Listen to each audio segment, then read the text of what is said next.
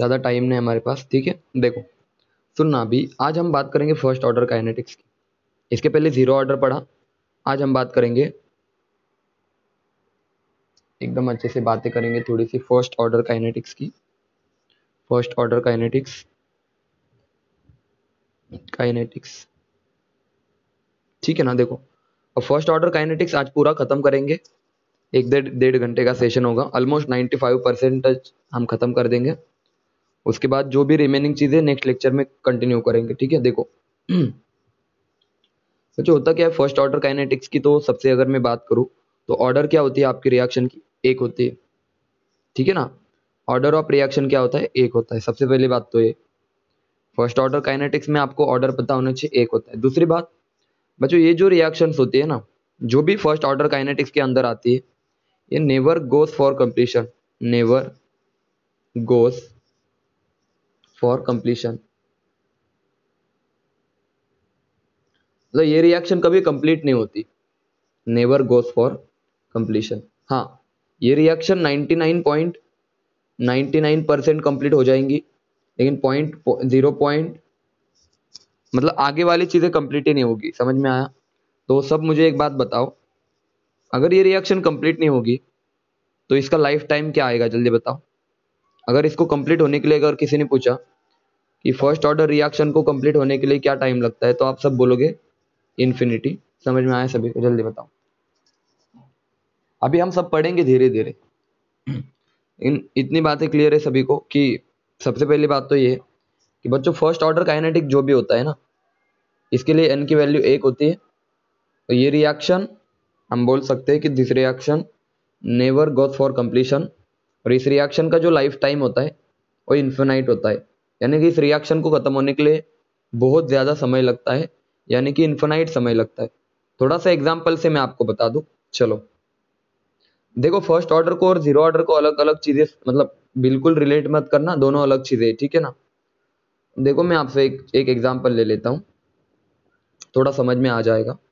बच्चों ये मान लो हमारे पास कोई 100 ग्राम ये कोई रिएक्टेंट है। बच्चों ये रिएक्टेंट है,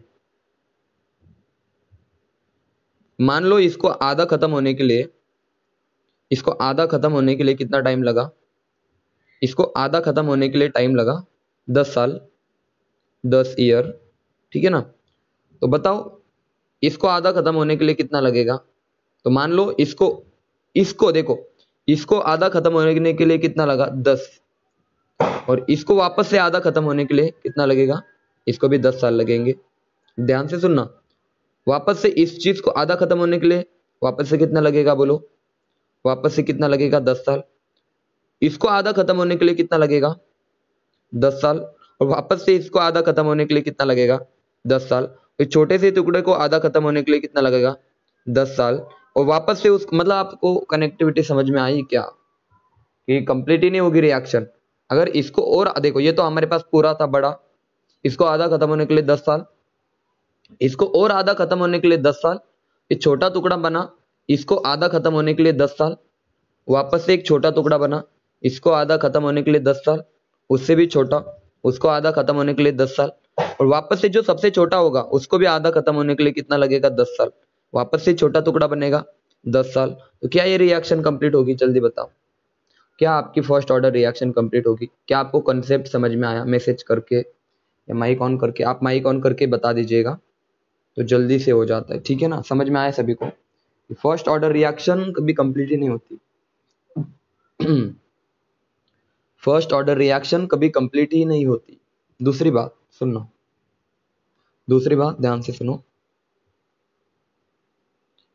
आज कम से कम 5 से 6 लोग एब्सेंट है, पता आज का आई थिंक दिवाली की वजह से। कोई नहीं, देखो मजे करने दो, उनको रिकॉर्डेड लेक्चर देखना पड़ेगा जो कि बहुत बड़ा होगा आज का, तो ऐसा नहीं होना चाहिए, ठीक है ना। देखो आप रेगुलर करो, मुझे क्या है, मुझे तो एक हुआ तो भी मैं पढ़ाऊंगा, ठीक है ना, मेरा काम है।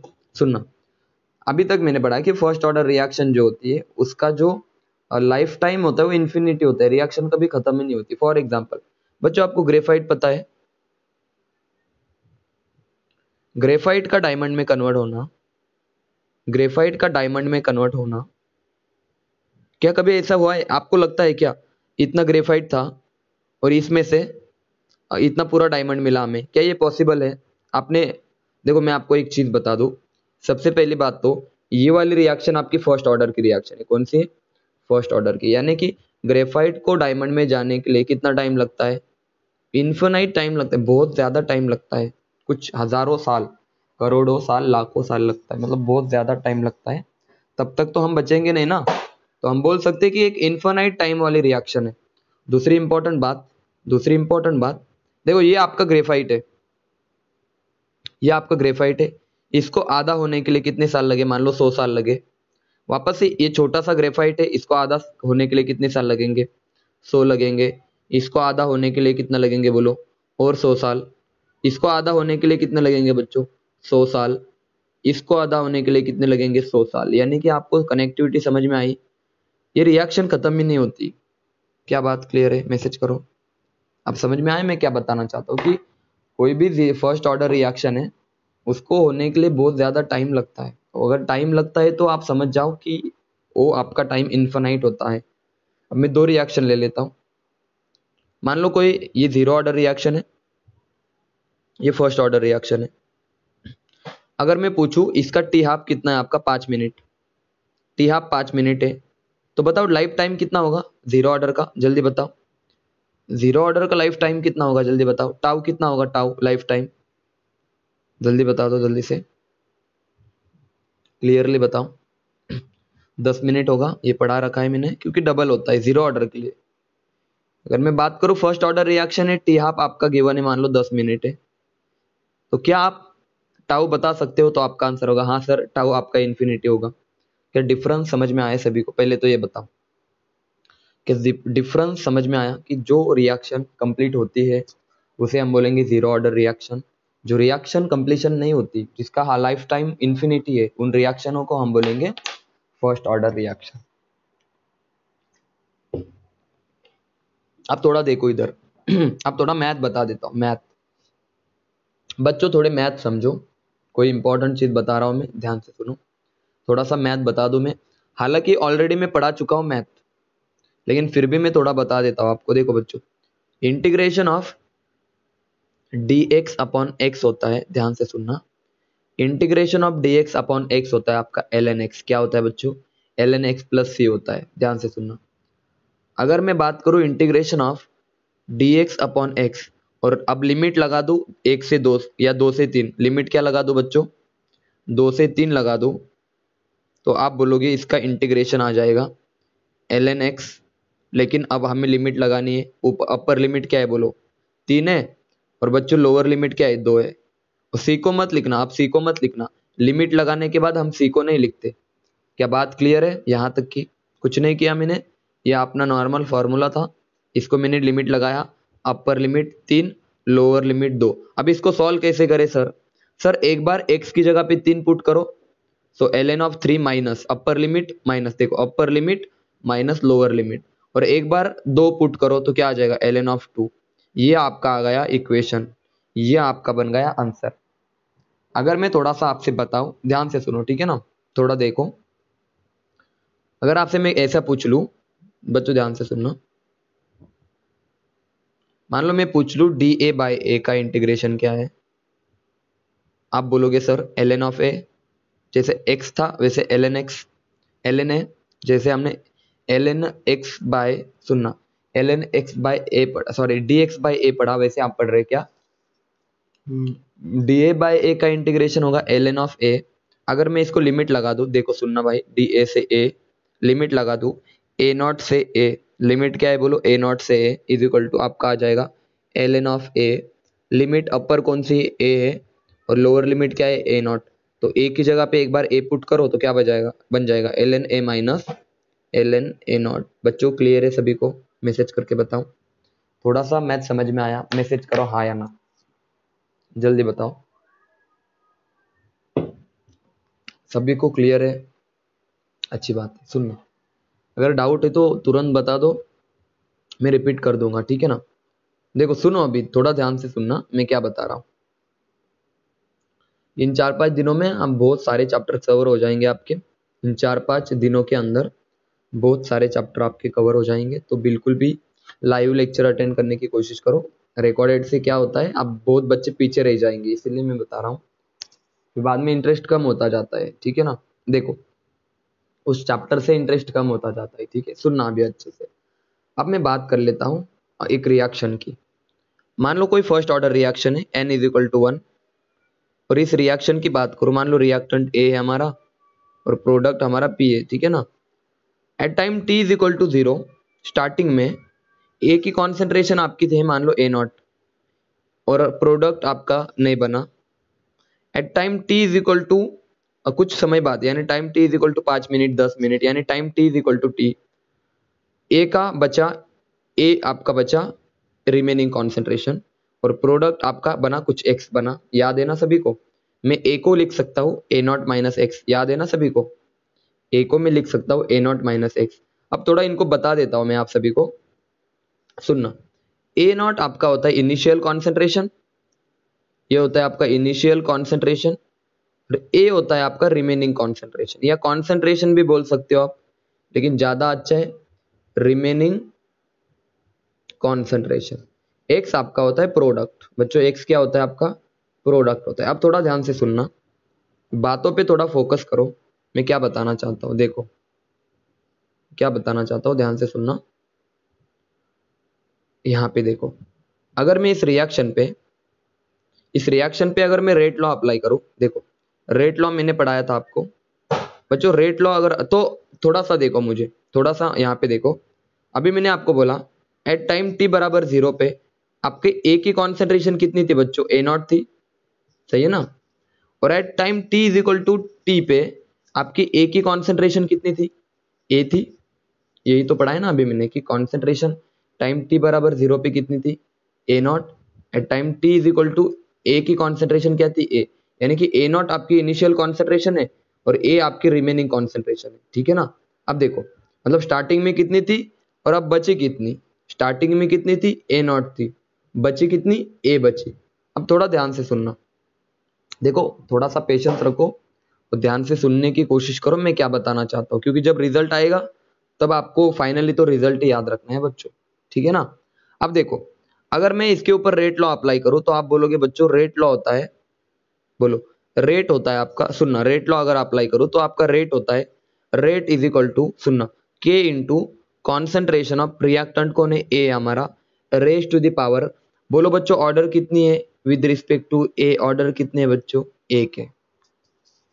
ऑर्डर कितने बोलो, एन आता है ना बच्चों, यहाँ पे तो एन आता है ना आपको, जैसे मैंने पढ़ाया था A raise to the power N, और ऑर्डर कितने यहाँ पे, तो आप बोलोगे सर ऑर्डर तो एक है, तो एक लिख दो। और रेट आपको लिखना है विद रिस्पेक्ट टू ए, तो रेट ऑफ डिसअपियरेंस कैसे लिखते हो, minus change in concentration of A divided by D T is equal to ये आपका K A raise to the power 1, समझे या नहीं समझे बोलो। रेट अगर आपको लिखना है विद रिस्पेक्ट टू, सुनना, रेट आपको लिखना है विद रिस्पेक्ट टू क्या, विद रिस्पेक्ट टू रिएक्टेंट, तो ये डिसअपियर हो रहा है तो आप लिखोगे माइनस में, क्या आ जाएगा, minus D A by D T, क्या लिखोगे बच्चों, minus D A by D T. बताओ यहां तक की बातें क्लियर है। Rate with respect to A, ये मैंने कैसे लिखा, change with respect to time, that is your rate, बोलो मैसेज करके। यहां तक क्लियर है सभी को, किसी को कोई दिक्कत होगी तो बता दो। आपको ये वाली स्टेप सबसे इंपॉर्टेंट है, और फाइनली तो आपको सब आ जाएगा बाद में। अब एक काम करो बच्चों, ये जो ए वाली टर्म्स है ना, इसको एक तरफ लेके आ जाओ तो बन जाएगा minus D A upon A is equal to क्या आ जाएगा बोलो, के, और डी टी को इधर लेके आ जाओ के डी टी।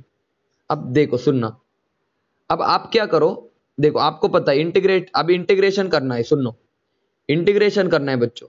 अब इंटीग्रेशन कैसे करोगे, देखो अब इंटीग्रेशन करो तो आ जाएगा बच्चों, ये माइनस को उधर ले जाओ यार, इस माइनस को इधर ले जाओ, तो सबसे पहले तो माइनस को इधर लेके आ जाओ, तो ये माइनस आपका आ जाएगा। अब इंटीग्रेशन करना है तो देखो इंटीग्रेशन लिखो, integration of D A upon A is equal to minus K को बाहर निकालो, ये माइनस के को बाहर निकालो, देखो अच्छे से देखो यार, ये माइनस के को वैसे ही रखो, इंटीग्रेशन ऑफ डी टी। और अब लिमिट कहां से कहां लगाए सर, देखो क्वेश्चन तो आता है ना, तो बोलो ए की लिमिट कहां से कहां लगाए, इनिशियल कितना था, ए नॉट, फाइनल कितना है बोलो ए, ये बन गई लिमिट ए नॉट से ए। टाइम इनिशियल कितना था 0, फाइनल कितना बचा टी, तो ये बन गया बच्चों सुनना, ये बन गया बच्चों इंटीग्रेशन विद लिमिट। समझ में आया सबको ये वाला स्टेप? मैसेज करो ये वाला स्टेप सभी को क्लियर है। मैंने इंटीग्रेशन कहाँ से कहाँ लगाया, ए नॉट से ए और 0 से टी आपका टाइम का मतलब टाइम के ऊपर जब आपने इंटीग्रेशन लगाया कि ओवरऑल टाइम कितना है बच्चों, ओवरऑल टाइम सर 0 से टी है, चेंज इन टाइम कितना है 0 से टी, और चेंज इन ए कितना है बोलो सर ए नॉट से ए, इनिशियल इतना था फाइनल इतना बचा। अब थोड़ा सा ध्यान से देखो, अब थोड़ा इसको सॉल्व करते।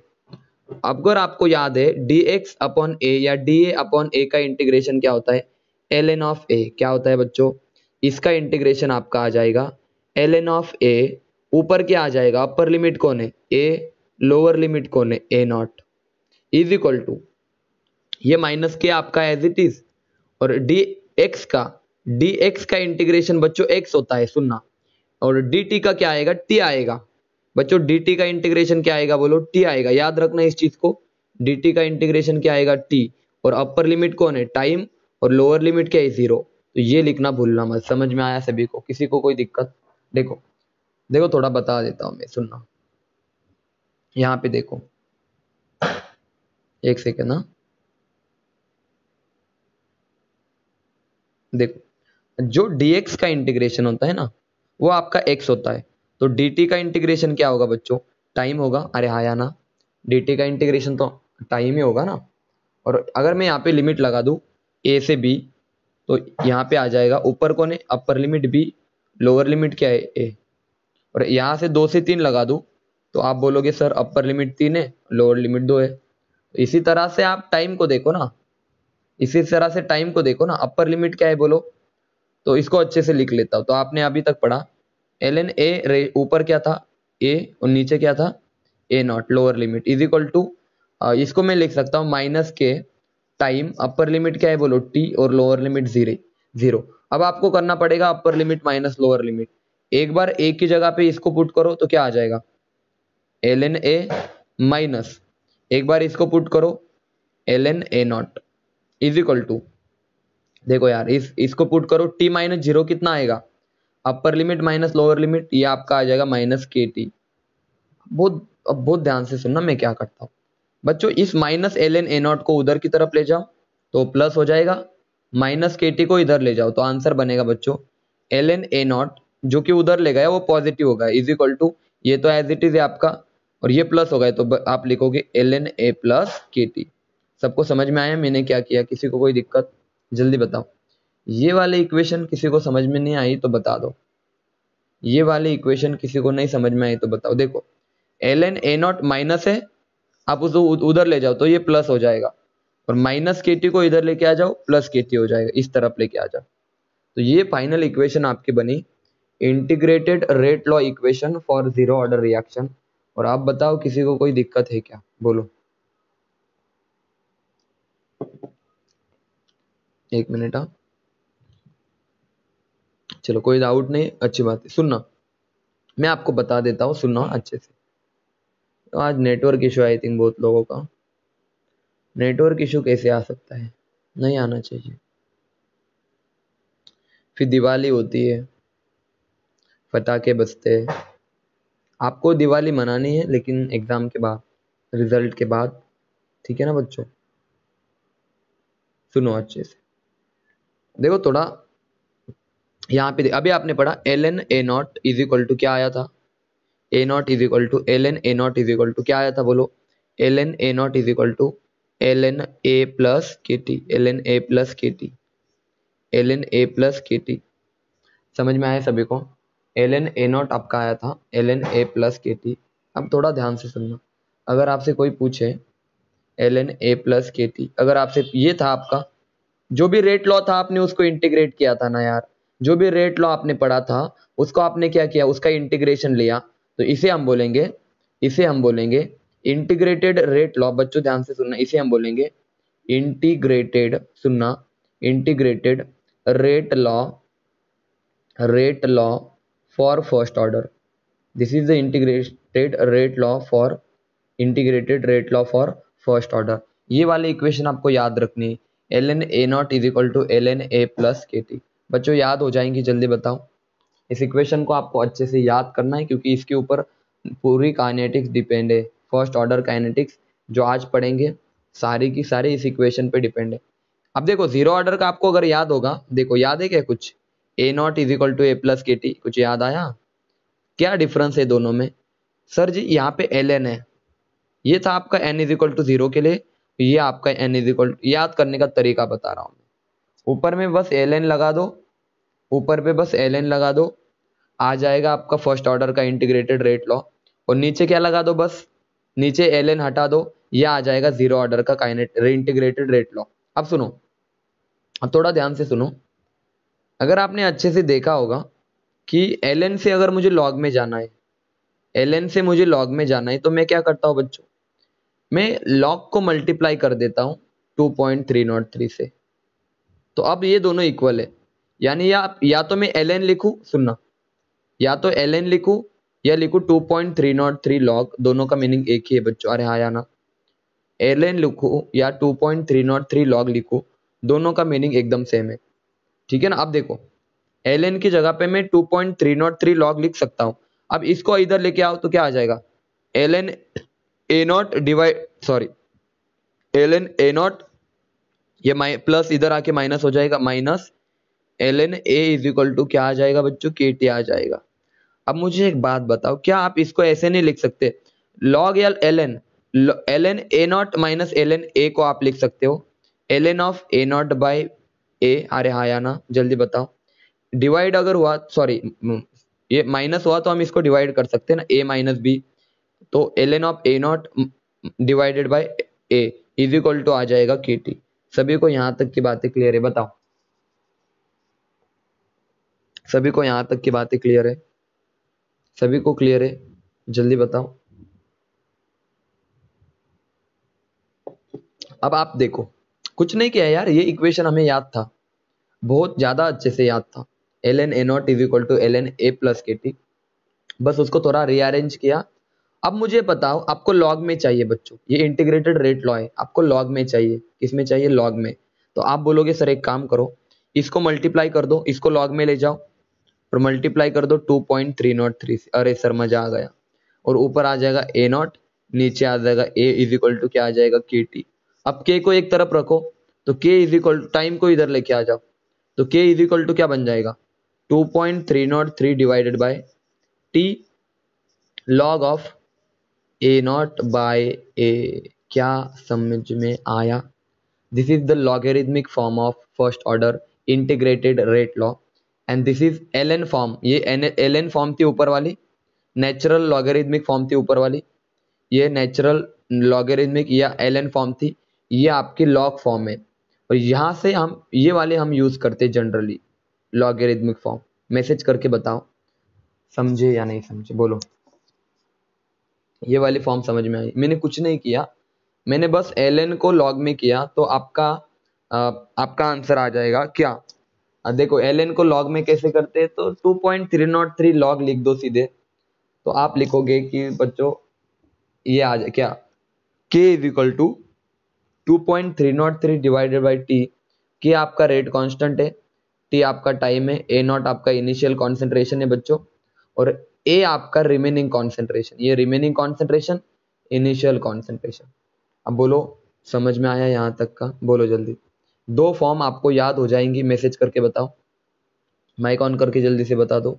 ये दो फॉर्म आपको याद हो जाएंगी, लॉगरिथमिक फॉर्म और ln फॉर्म, बोलो। तीसरी फॉर्म देखो, थोड़ी सी खतरनाक है, थोड़ी सी खतरनाक है, देखना। आपको पूरे क्वेश्चन सॉल्व करवा दूंगा फर्स्ट ऑर्डर जीरो ऑर्डर के, मैं बता रहा हूँ, एक भी क्वेश्चन गलत नहीं होगा आपका, मतलब मजा आने वाला है आपको। क्वेश्चन आंसर का तो आप छोड़ ही दो, वो तो आपको सॉल्व वैसे भी हो जाएंगे। फॉर्मूला बताया या कंसेप्ट बताए तो क्वेश्चन तो सॉल्व हो ही जाएंगे। आपको कंसेप्ट सीखना है, ठीक है ना। देखो थोड़ा सा याद करने की कोशिश करनी, ठीक है ना। देखो ln ऑफ a रहा इज इक्वल टू 10 है, 10 मान लो 10 है, तो अगर मैं इस ln को इधर ले जाऊं, ये मजेदार चीज है, तो ये a बन जाएगा आपका, ये ln आपका बन जाएगा e, और ये चला जाएगा e की पावर में ऐसे e रेस टू 10। और एक एग्जांपल ले लेता हूं, मान लो मेरे पास ln 5 है, ln x है, ln x is equal to मान लो यहाँ पे लिख दूं 5। तो आप बोलोगे बच्चों अगर ln को मैं उधर ले जाऊं तो x आपका बन जाएगा e⁵ समझे या नहीं समझे बताओ अभी। ln का इंपॉर्टेंस समझ में आया। ln को अगर मैं इधर ले जाऊं तो वो e बन जाएगा और जो भी वैल्यू है वो आपकी इसमें चले जाएंगी, एक्सपोनेंशियल में, पावर में चले जाएगी। तो इसको हम बोलते हैं एक्सपोनेंशियल। क्या बोलते हैं? एक्सपोनेंशियल। अब थोड़ा तुम ही मुझे बताओ, अभी हमने एक इक्वेशन पढ़ी, सुनना, कौन सी वाली? अभी हमने कौन सी इक्वेशन पढ़ी बोलो? ln of a0 minus a is equal to क्या था रे बच्चों? kt था, हाँ या ना बताओ। क्या ये इक्वेशन सबको समझ में आई? ये इक्वेशन हमने अभी पढ़ी कि ln of a0 upon a हमारा kt था। ये इक्वेशन छोटी सी हमने पढ़ी। तो इस ln को पहले तो इसको उल्टा कर दो, इसको रिवर्स कर दो, तो क्या बन जाएगा? ln of a divided by a0, तो साइन क्या आ जाएगा बच्चों? माइनस में साइन आ जाएगा, इज इक्वल टू क्या आ जाएगा? kt आ जाएगा।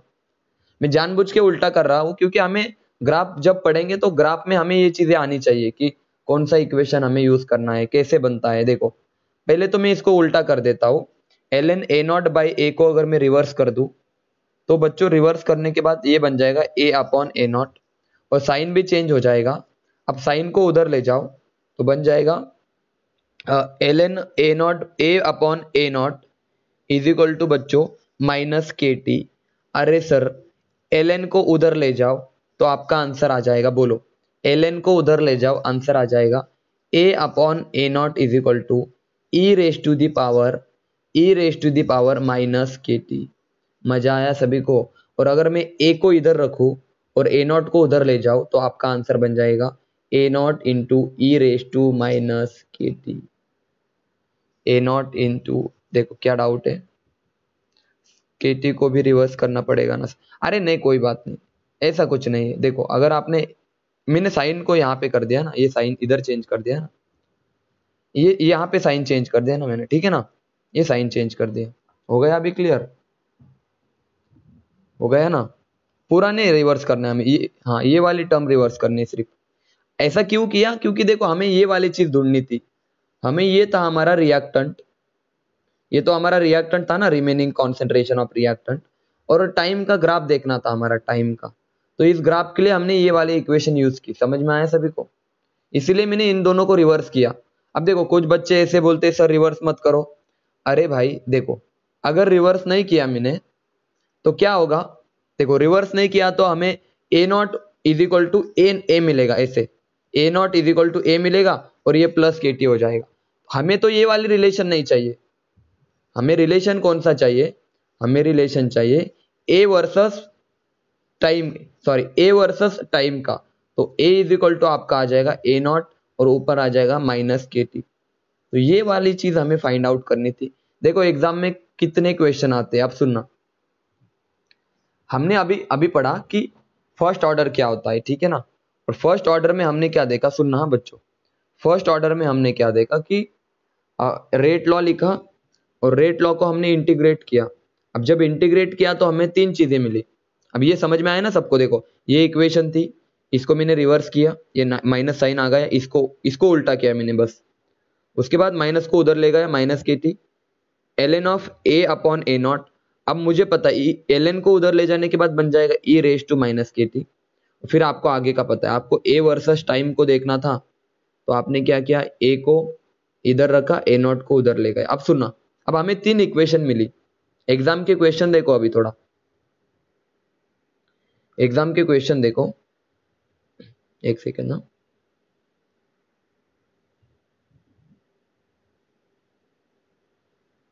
सुनो हाँ, एक मिनट हाँ। एग्जाम के क्वेश्चन देखो, वो बोलेंगे इंटीग्रेटेड रेट लॉ लिखो, किसके लिए? फर्स्ट ऑर्डर के लिए। तो पहला हमने क्या पढ़ा रहे, ln a0 is equal to ln a plus kt। ये था हमारा नेचुरल लॉगेरिथमिक फॉर्म। उसके बाद हमने पढ़ा लॉगेरिथमिक फॉर्म, क्या था बच्चों? k is equal to 2.303 divided by t log of a0 upon A. देखो a0 अपॉन a आएगा। उसके बाद हमने पढ़ा एक्सपोनेंशियल फॉर्म, और एक्सपोनेंशियल फॉर्म क्या था? a is equal to A nought into E raise to minus K T. अब बोलो किसी को कोई दिक्कत? Integrated rate law for n is equal to 0। क्या आप सभी को ये तीन फॉर्म समझ में आई? वन, एक दूसरे में कन्वर्ट किया मैंने, इसको इसमें कन्वर्ट किया, आप समझ सकते हो। ln को इधर लेके आ जाओ, उसके बाद फिर यहां से इसको भी बनाया मैंने, ठीक है ना। ये कोई याद करने वाली चीज नहीं, ये आपको धीरे धीरे प्रैक्टिस से याद हो जाएंगे, ठीक है। अब एक बार रिज्वाइन कर लो, फिर हम पढ़ेंगे आगे की कहानी, ठीक है ना। इसके बाद का पार्ट बहुत ज्यादा इंपॉर्टेंट है, एक बार रिज्वाइन कर लो, ठीक है।